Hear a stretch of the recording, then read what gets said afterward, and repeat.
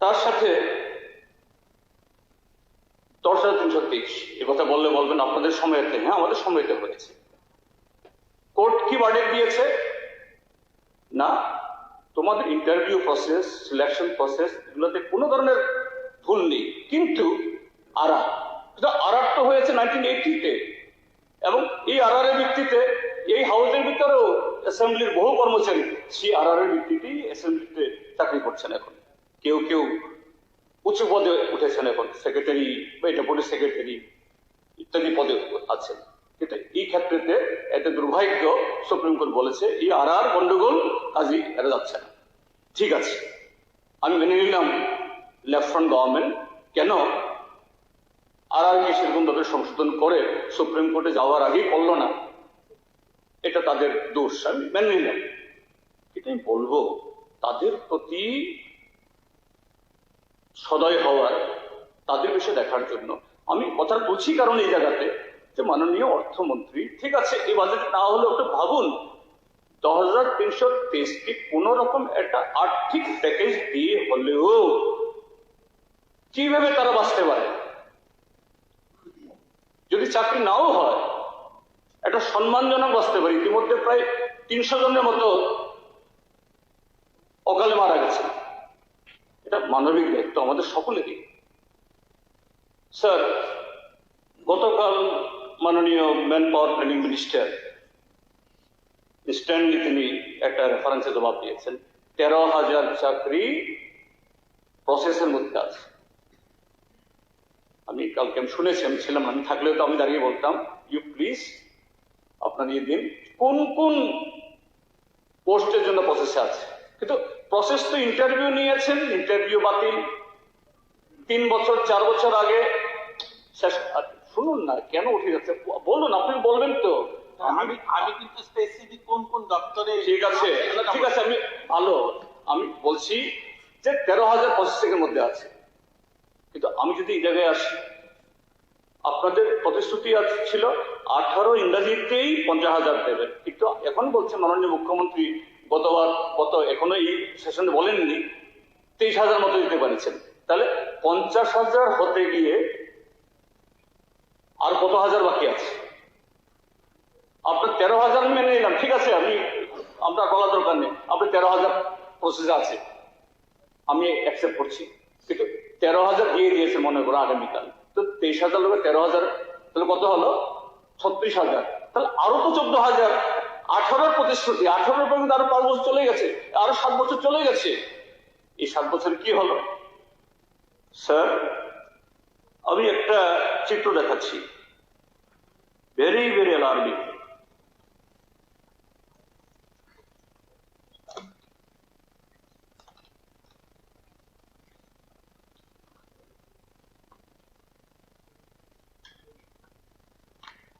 আচ্ছা, পরে আছে। তো এই জায়গায় শুধু এই ক্ষেত্রেতে না, মাইগ্রেশন অফ লেবার ত্রিপুরা রাজ্য থেকে সেই কোভিডের সময়তে তখন ইউএন ক্রাই হয়েছিল, যখন ইয়ে হয় লকডাউন হয়ে গেল, বাড়িতে ফিরতে পারছে না, সেখানে যেখানে গেছে সেখানে খেতে দিচ্ছে না, তখন গভর্নমেন্টই বলেছিল সংখ্যাটা কত হবে। তখনকার সময়তেই এটা মোর দেন 60 লাখ, এটা বেড়ে এখন 60,000, এখন এটা বেড়ে লাখ ক্রস করছে। কোথায় যাচ্ছে?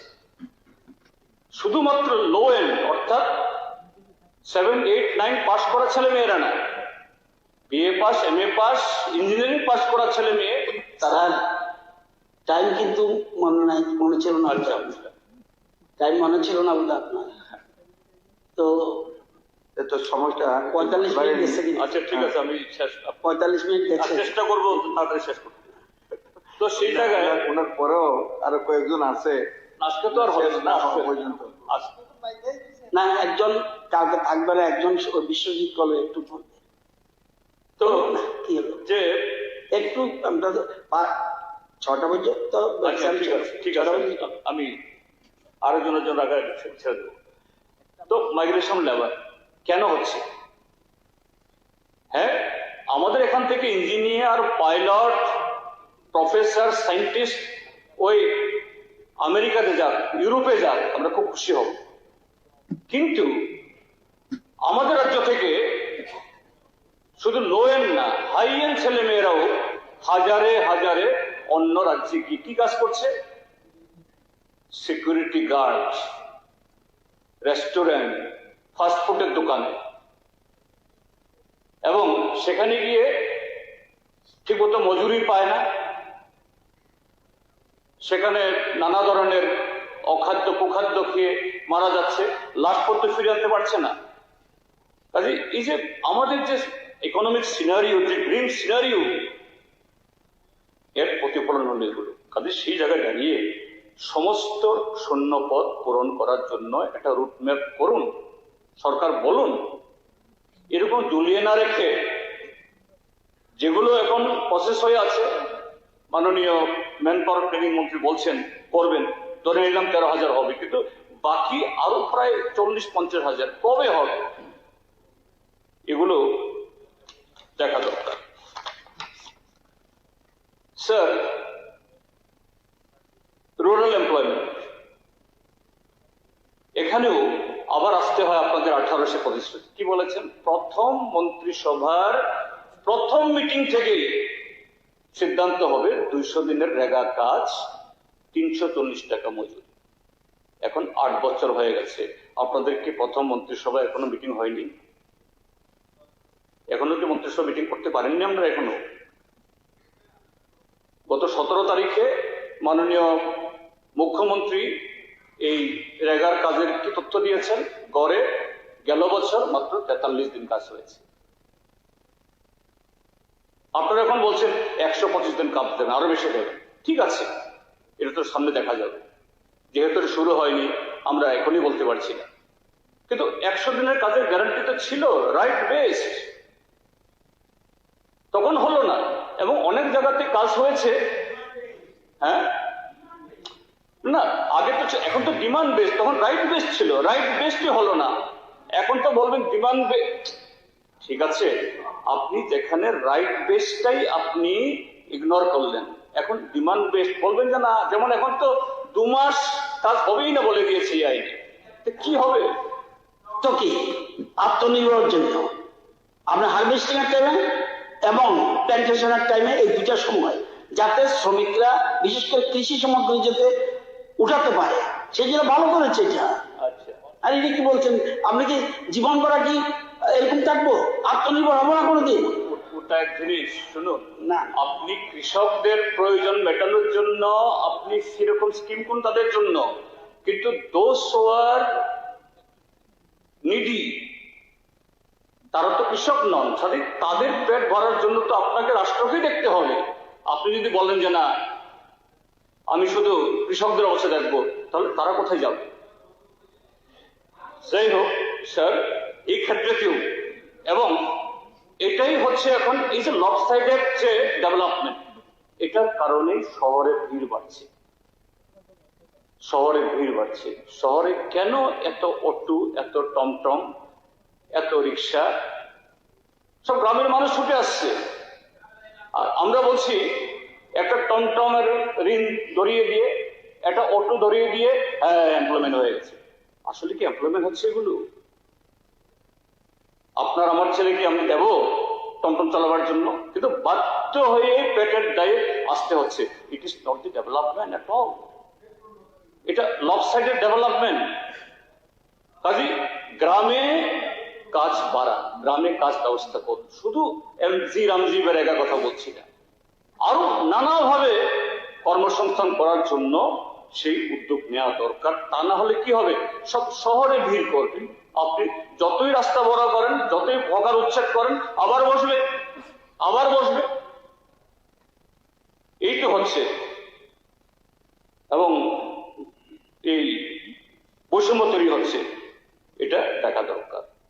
তারপর স্যার, যাই হোক, আপনার বাজেট প্রস্তাবে ডিএর কথা দেখা থাকলেও মাননীয় মুখ্যমন্ত্রী ঘোষণা করে দিয়েছেন, যদিও এটা রিফ্লেকশন আপনার বাজেট প্রস্তাবে নেই, অঙ্কের রিফ্লেকশন নেই। আমরা 270 কোটি টাকা ডেফিসিট নিয়ে যাচ্ছি, কিন্তু এটা আসলে এখন 770 কোটি টাকা। এনিওয়ে আমরা ধরে নিচ্ছি 770 crore। ধন্যবাদ মুখ্যমন্ত্রী। কিন্তু কেন ডিএ দিতে পারছেন না? এখন সেন্ট্রাল ডিএ 58%, এই 5% যুক্ত হওয়ার পর এটা এখন 41%, গ্যাপটা কত হলো? আরো 17%। কবে হবে? এই জায়গায়ও যে ফিসকাল ডিসিপ্লিন, অর্থাৎ আপনার আয় হচ্ছে না আর ঋণ করেও আপনিও ভয় পাচ্ছেন আমি ঋণ করে দিয়ে দেব, আপনারও স্বাভাবিক। আমি অর্থমন্ত্রী আমি পারবো না, কাজে এই ক্ষেত্রে ডিসিপ্লিনটা বাড়ানো দরকার।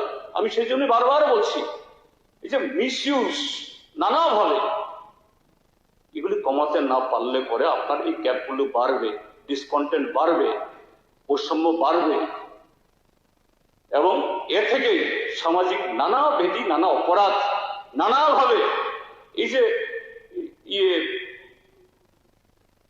পুলিশকে প্রায় প্রতিদিন ব্যস্ত থাকতে হচ্ছে গাঁজা গাছ কাটার জন্য, ফেন্সিডিল ধরার জন্য, ওয়াগন ভর্তি করে এই ফেন্সিডিল আসছে, অন্যায় অপরাধ জানে, তারপর কেন? ইনডাইরেক্টলি আমরা দায়ী নই। আমি শুধু আপনার কথা বলছি না, আমরা দায়ী নই, ইনডাইরেক্টলি আমরা সবাই দায়ী, because we fail to create that space for them. That's why for the survival they are doing all these wrong deeds. এই জায়গাতে আমরা ঠেলে দিচ্ছি। স্যার, আমি এখন কয়েকটা ডিপার্টমেন্টের সম্পর্কে আসছি, যেটা যেভাবে এখানে আসছি। একটা ধন্যবাদ জানাবো মাননীয় অর্থমন্ত্রীকে, যে বিভিন্ন ডিপার্টমেন্ট যে ক্রোনোলজি সাজিয়েছেন, এক্সেলেন্ট। একটু শর্ট করেন। হ্যাঁ স্যার, সব এক্সেলেন্ট, খুব ভালো। যেহেতু আমাদের কৃষি নির্ভর অর্থনীতি, কৃষির উপরেই আমাদের অধিকাংশ মানুষের পেট চলে, স্বাভাবিক। এগ্রি এন্ড এগ্রি অ্যালাইডকে আপনারা ফার্স্ট চ্যাপ্টার প্রায় 4-5 পৃষ্ঠা এতে খরচ হয়েছে, তারপরে শিক্ষা এসছে, স্বাস্থ্য এসছে, ইত্যাদি ইত্যাদি, খুব ভালো জিনিস। আমি এই জায়গায় মাননীয় এই কৃষিমন্ত্রী এবং কৃষির সাথে উদ্যান এটাও যুক্ত, এবং তার পাশাপাশি ট্রাইবাল ডিপার্টমেন্ট তাকেও বলবো, এবং ফরেস্ট ডিপার্টমেন্ট, শুধু একা কৃষি দপ্তর পারবেন না, যে শিফটিং কাল্টিভেশন। হ্যাঁ, আপনারা বলবেন যে না আপনারা 35 বছর কি করেছেন? 35 বছর আমাদের মতো করে আমরা চেষ্টা করেছি বহু, এবং বহু লোককে আমরা সেটেল করেছি, কিন্তু তারপরে রয়ে গেছে। এবং এই শিফটিং কাল্টিভেশনকে যদি সেটেল কাল্টিভেশনে যদি কনভার্ট না করতে পারি, এটা কোন একটা সরকার না, গোটা সভ্যতার লজ্জা হবে। কাজে শিফটিং কাল্টিভেশনকে কিভাবে আমরা সেটেল কাল্টিভেশন, জবরদস্তি করে বসিয়ে দেওয়া না, আমি সেই জায়গায় বলবো। আপনি বহু প্রজেক্টের কথা বলেছেন, বাইরে এই ত্রিপুরা থেকে লেবু পাঠিয়েছেন, এই পাঠিয়েছেন, ইয়েস, টোকেন কিছু পাঠালে সেন্ট্রাল গভর্নমেন্টের সাবসিডি নিয়ে, এটা দিয়ে আহামরি কিছু হবে না।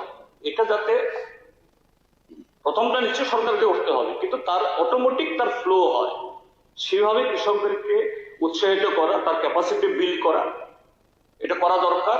এবং পাশাপাশি কৃষি দপ্তর, ফরেস্ট দপ্তর এবং ট্রাইবাল দপ্তর এবং সাথে আরডি দপ্তরও, এই দপ্তরগুলো মিলে যদি না দেখা হয়, তাইলে আমাদের রাজ্যের এই জমি এখনো এই 21 শতাব্দীতেও জমে যায়, টঙে থাকে। হ্যাঁ, আমাদের সংস্কৃতি তার সাথে যুক্ত, আমাদের গান বাজনা নৃত্য গীতে থাকবে, কিন্তু তার জন্য অনন্তকাল সেখানে থাকবে। এখান থেকেই মনে মনে বৈরিতা জন্ম হয়। কাজে এগুলো থেকে কিভাবে উদ্ধার করা যায়, এডিসি কে সাথে নিয়ে আরো বেশি সেখানে এই কম্প্রিহেনসিভ প্ল্যানিং দেওয়া দরকার, কিন্তু এই বাজেট প্রস্তাবে সেটা নেই। আরেকটা জিনিস আমি মাননীয় অর্থমন্ত্রীকে বলবো, এই কৃষিমন্ত্রী অর্থমন্ত্রীকেও এখানে উল্লেখ করা আছে, একটা ফিগার দেওয়া আছে। আমরা এত কৃষককে আমরা প্রাইম মিনিস্টার যে কৃষক বিমা প্রকল্পে আনছি, ভালো কথা, এবং প্রিমিয়ামও দিয়ে দিচ্ছেন, কৃষককে কিছু দিতে হচ্ছে না, গুড। কিন্তু আগেও বারবার আলোচনা হয়েছে, তাদের মধ্যে কতজন ক্লেম পাচ্ছে? না না, পাচ্ছে ঠিক আছে, কিন্তু কতজন পাচ্ছে? গেল যে ফ্লাডের পর আপনারা যেমন যান, আমরাও যাই, আপনারা হয়তো বেশি লোকের কাছে যান, আমরা কম লোকের কাছে যাই, কিন্তু সেরকম ভাবে কার কাছে গিয়ে ক্লেম করবেন, কিভাবে পাবেন? কৃষকদেরকে যদি সেরকম ভাবে আমরা এই এডুকেট না করতে পারি, তাহলে আপনি ওই বীমা যোজনা করিয়েছে বললে বাহবা করলে হবে না, কিন্তু এটা তারা কতটুকু কম্পেনসেশন পেয়েছে এটা হয়নি। এটা এখানে না, শুধু সারা দেশের ক্ষেত্রে দিয়েও এটাই যে ঘটনা। দেন স্যার, এলিমেন্টারি এডুকেশন, মাননীয় মুখ্যমন্ত্রী একটু শুনছেন, আমি তার উদ্দেশ্যে বলবো, অর্থমন্ত্রী তো আছেন, যে আজকেও টেকনিক্যাল ইউনিভার্সিটি, তারপরে মেডিকেল ইউনিভার্সিটির বিল আমরা পাশ করে দিয়েছি। আমরা তার বিরুদ্ধে আমরা যাইনি, ভালো, কিন্তু প্রাইমারি, সেকেন্ডারি যদি এলিমেন্টারি যদি গ্যাপ থেকে যায়, গতকালেই আনসার আছে 345টা স্কুল সিঙ্গেল টিচার, আরো প্রায় সমসংখ্যক স্কুল শিক্ষক স্বল্পতায় ভুগছে। কোথায়? আবার সেখানে শিক্ষা দপ্তর অফিসাররা স্টার চিহ্ন দিয়ে লিখে দিয়েছেন এই সমস্ত স্কুলগুলো এডিসি এলাকাতে। কারা এডিসি এলাকাতে? তাহলে এডিসি এলাকার ছেলে মেয়েরা এই 345টা স্কুল, তারপরে আরো প্রায় সমসংখ্যক স্কুল আংশিক টিচারে ভুগছে। একটা ছেলে তো অনন্তকাল ক্লাস 1-এ পড়বে না, কবে আমার এখানে শিক্ষক আসবে, তারপরে গিয়ে আবার ভর্তি হবে না তো, তার বয়স বেড়ে গেলে সে স্কুলে যাবে না। এটা একটা crime against A section of population. আমি ট্রাইবাল নন ট্রাইবাল বলছি না, it is a crime against the children. Sir, এটা দেখা দরকার। তার সাথে বলবো স্যার, এখানে হায়ার এডুকেশন, মাননীয় হায়ার এডুকেশন মিনিস্টার এখানে আছেন, এই অধিবেশনে বোধহয় 3-4টা ইউনিভার্সিটি বিল আসছে আবার সরকারি। স্যার শেষ করছি। আমি 5:30 শেষ করবেন একদম। স্যার, হায়ার এডুকেশনে স্যার আপনি ইউনিভার্সিটি করছেন, কিন্তু ফ্যাকাল্টি কোথায়? আপনার প্রায় 700 গেস্ট লেকচারার দিয়ে আপনি এই চালাচ্ছেন, সেখানে স্যার ইউনিভার্সিটির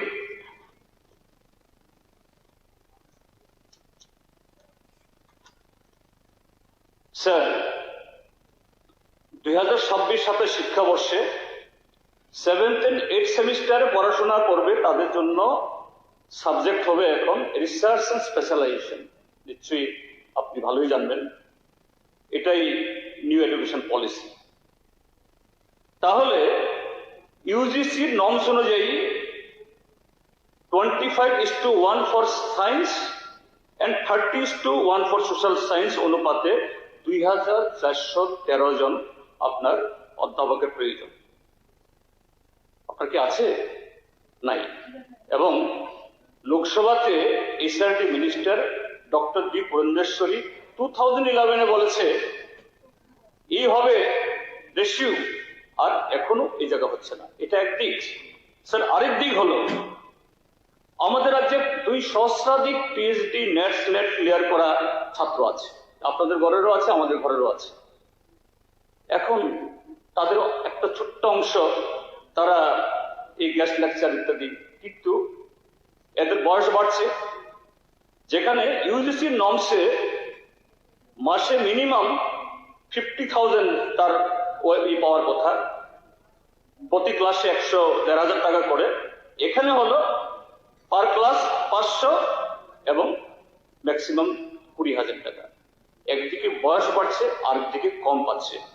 তো এদিক থেকে তাহলে আমরা আমাদের ছেলে মেয়েদেরকে আমরা নিরুৎসাহিত করছি, বঞ্চিত করছি।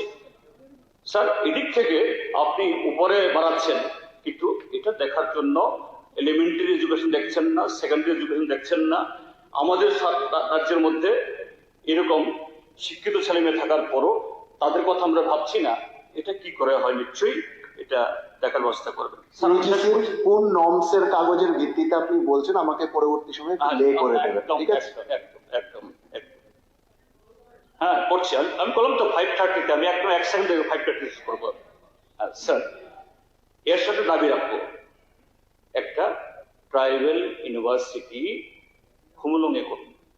ত্রিপুরা রাজ্যের 1/3 পপুলেশন ট্রাইবাল, আমাদের রাজ্যেও একটা ট্রাইবাল ইউনিভার্সিটি। হ্যাঁ, মাননীয় এই ট্রাইবাল মিনিস্টার দেখেছি লেখেন ঠিক, কাজে এটা চিঠি লেখেন ঠিকই, কিন্তু এখানে either from the central government বা স্টেট গভর্নমেন্ট একটা ট্রাইবাল ইউনিভার্সিটি আমাদের রাজ্যেও হোক, এটা হওয়া দরকার। 1/3 of our population is tribal. It is very, very much essential. Sir, food and civil service minister নেই, ঠিক আছে, নিয়ে যেহেতু বলবো না, অন্যরা বলবেন। হ্যাঁ, শেষ করছি তো, আমি বললাম 5:30 শেষ করবো। ট্রাইবাল ওয়েলফেয়ার ডিপার্টমেন্ট, আমি আবারও বলছি, হ্যাঁ, সুপ্রিম কোর্টের একটা কমিউনিকেশন দেখেছি যে জুন মাসে করার জন্য হলফনামা জমা দিয়েছেন। এটা যেন আর স্লিপ না কাটে। বহু বঞ্চনা, এটা তো কেন কোর্টে যেতে হবে, এটা তো আপনারা এখানেই করতে পারতেন। এটা তো লজ্জা। আমাদের এখানকার ভোট করার জন্য কোর্টকে বলতে হলো, এটা তো আমাদের জন্য সুখকর নয়। কাজে কেন হলো? তার সাথে আমি বলবো যে ফরেস্ট রাইট অ্যাক্ট, এখানে ট্রাইবাল ওয়েলফেয়ার, ফরেস্ট, রেভিনিউ সবাই সেখানে যুক্ত আছেন, দেখা দরকার।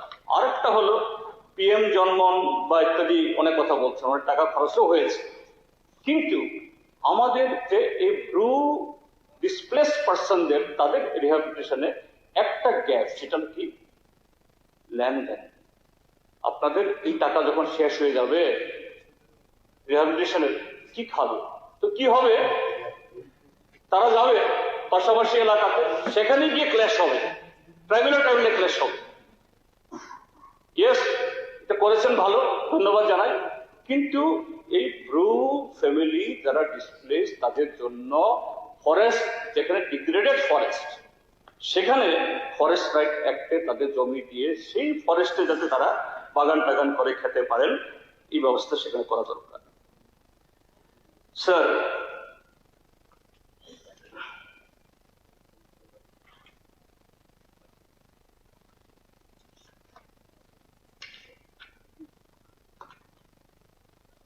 আমি যে মাইগ্রেশন লেবার কথা বলছি, আমি বলবো লেবার ডিপার্টমেন্টকে প্লিজ আমাদের রাজ্যের বাইরে যারা শিক্ষিত, উচ্চ শিক্ষিত যাচ্ছেন আইটি, বেঙ্গালোরে, হায়দ্রাবাদ, দরকার নেই, কিন্তু গরিব মানুষ যারা বাধ্য হয়ে যাচ্ছেন ছেলে মেয়ে, এদের জন্য একটা এনুমারেশন, তাদের একটা লিস্ট রেজিস্ট্রেশন করুন, যাতে আপদে বিপদে তারা জানাতে পারেন, তাদের একটা ডাটাবেস থাকে, এরা যদি বাঁচতে পারে, এবং সেভাবে আগামী দিন যাতে তাদের সম্পর্কে প্ল্যানিং করতে পারেন, এর দেখা দরকার।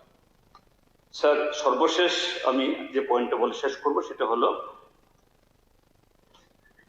জব। স্যার, আমি তথ্যের উপরে দাঁড়িয়ে বলছি স্যার, শিক্ষা, এখানে কৃষির পরে শিক্ষা এসছে মাননীয় অর্থমন্ত্রীর বাজেট প্রস্তাবে, খুবই ইম্পর্টেন্ট, আমি ধন্যবাদ জানাই। শিক্ষা দিতে হলে পরে শুধু স্কুল বানালে হবে না, টিএমসি করে কিছু সার্কিট লাগালে হবে না, টিচার দিতে হবে, ফ্যাকাল্টি দিতে হবে। সেখানে অবস্থাটা কি? 1 জানুয়ারি 2018 হায়ার এডুকেশনে আমাদের নিয়মিত সরকারি কর্মচারীর সংখ্যা ছিল 1803, নিয়মিত সরকারি কর্মচারীর সংখ্যা 1 জানুয়ারি 2026 এটা 1747, অর্থাৎ 18 সালের পর 8 বছর গেলেও এটা এক্সিড করলো না। এডুকেশন স্কুলে 1 জানুয়ারি 2018 ছিল 16,430, আর এখন নেমেছে নিয়মিত সরকারি কর্মচারীর সংখ্যা 13,815, এখানেও প্রায় 4,000 কমে গেছে। এডুকেশন এলিমেন্টারি, যেটা খুবই ইম্পর্টেন্ট, নিয়মিত সরকারি কর্মচারীর সংখ্যা ছিল 1 জানুয়ারি 2018 21,544, এটা এখন 10,434। কেন সিঙ্গেল টিচার স্কুল হবে না? কি করে আগামী দিন আমাদের ছেলে মেয়েরা সেকেন্ডারিতে উঠবে, কলেজে যাবে, ইউনিভার্সিটিতে যাবে? আপনি ইউনিভার্সিটি খুললেও তো বাইরের ছেলেরা এসে পড়বে, আমাদের রাজ্যের ছেলেরা কোথায় চান্স পাবে? কাজে এটা দেখা দরকার। অর্থাৎ সর্বমোট যেখানে 1 জানুয়ারি 2018 শিক্ষা দপ্তরের শিক্ষক হিসাবে বা অশিক্ষক কর্মচারী 50,382 ছিল, এটা এখন 28,470, অলমোস্ট হাফ। এটাই শিক্ষা বিপ্লব স্যার। তারপর কর্মচারীর সংখ্যা 1 জানুয়ারি 2018 নিয়োগী 1,58,000, এখন 1,48,000, অর্থাৎ এখানেও 10,000 কম। স্যার 18-19 থেকে যে বছর আপনি এসেছেন, 2018-19-এ 3,828, 19-20-তে 4,596, 20-21-এ 4,412, 21-22-এ 4,342, 22-23-এ 4,678, 23-24-এ 4,628, 24-25-এ 4,615, 25-26-এ 4,737, মোট 35,885 জন রেগুলার কর্মচারী অবসরে চলে গেছেন। মানে আপনাদেরকে সুযোগ করে দিয়ে গেছেন, আপনারা এখানে নিয়োগ করুন। আপনারা বলছেন সাকুল্য 23,000, তা নতুন পদ সৃষ্টি করেননি, যেটা খালি হয়েছে এটাই পূরণ করতে পারছেন না। কাজে সেই জায়গায় বিকশিত ভারত, অমৃত ভারত বা এই ত্রিপুরা শ্রেষ্ঠ ত্রিপুরা যাই বলেন, ঠিক আছে, তো অধরা থেকে যাবে। স্যার আমি আবারও বলবো ভেরি কনস্ট্রাকটিভলি যে এক ত্রিপুরা শ্রেষ্ঠ ত্রিপুরা আমরাও চাই। ঠিক আছে, ঠিক আছে, এই জাতীয় ধন্যবাদ। কি হয়েছে, দি ট্রাভেলিং ট্রিপল ইঞ্জিন ত্রিপুরা হয়ে যাচ্ছে। কি ট্রাভেলিং ট্রিপল ইঞ্জিন ত্রিপুরা, এর থেকে ত্রিপুরাকে মুক্ত করুন। ঠিক আছে, ধন্যবাদ। মাননীয় অর্থমন্ত্রী নিশ্চয়ই এগুলি বিবেচনা করবেন, এই নিবেদন জানিয়ে আমার বক্তব্য শেষ করছি। ধন্যবাদ। ধন্যবাদ। এখন বলে মোটেই রাখবেন না, এমনি 5টা পরে 1 ঘন্টা ঠিক আছে, 6টা পরে আর রাখবেন না। যার যে 3 জন রাখবেন ইকুয়াল টাইম করে দিবেন। আপনি নিজে কন্ট্রোল করতে হবে, আমরা এখান থেকে চিৎকার করলে ভুল হবে। লুক শর্ট, একদম ইকুয়াল ভাগ করে দেন, টাইম নিতে হবে। এখানে স্ট্রিক্ট হতে হবে। কিছু অপোজিশন লিডার বলবে সবাই বেশি বেশি বলা উচিত, কিন্তু সবার জন্য এক টাইম হবে। ঠিক আছে। এখন ত্রিপুরা মশার তরফ থেকে বিশ্বজিৎ কলেজে আমাদের 2026-27 অর্থবর্ষের ব্যয় বরাদ্দের দাবির উপর